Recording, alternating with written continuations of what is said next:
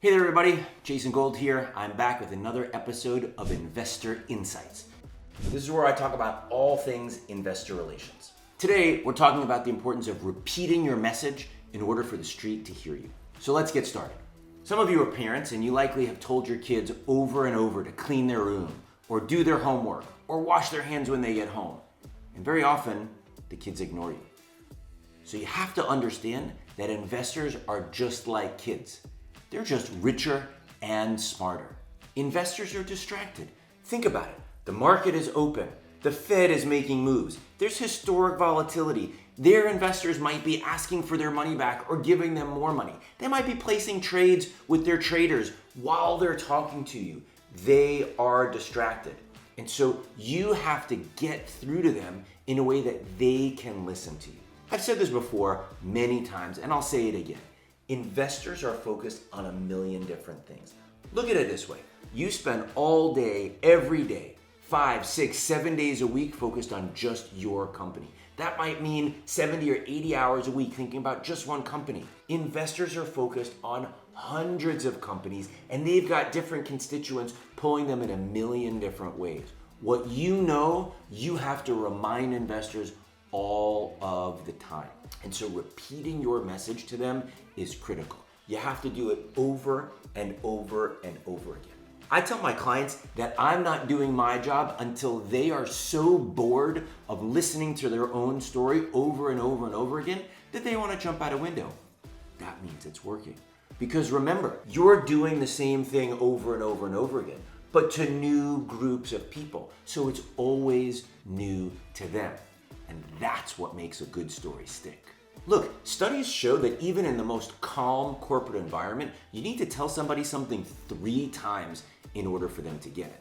Well, Wall Street is anything but calm. And because people are so distracted and focused on so many different things, you need to tell them the same story over and over and over and over again. My suggestion to companies is at the beginning of a year, they lay out their strategy for the whole year to people. They tell them, this is what we want to accomplish. These are the KPIs that we're going to be focusing on. This is the guidance that we're giving for item 1, 2, and 3. And this is why we're here. This is what we do. This is why we're so great. This is what makes us different from everybody else. And then every quarter, repeat that same message. Sure, 90 days have gone by since the last time you did it. Update the guidance. Give people customer examples that demonstrate the original story that you told them and that demonstrates progress towards achieving your goals, but tell them the same story over and over again every quarter. Even when you go to sell-side conferences and the sell-side analyst asks you a series of scripted questions for your fireside chat, why not give the analyst the questions that you want them to ask in advance? And those should be, tell me your story. Why are you different? What goals have you set out for this year? Whatever those items are that are your story, repeat them over and over and over again in every possible forum till you are so bored it's driving you crazy. Because remember, it's always news to them. Even to the smartest investors, this isn't about them not being smart. This is about them having a million different things to focus on, and investors like to hear the consistency in a story. The worst thing that you can do is change your story. Investors then don't know quite what to do with you. Wait, last quarter you were talking about this. This quarter you're talking about that. Which thing is it? And your story should be organized in order of most importance and most impactful to the numbers down to the least impactful. And if you have 7 or 8 different things, cut it off at 3. Choose the 3 most important things and repeat them over and over and over again.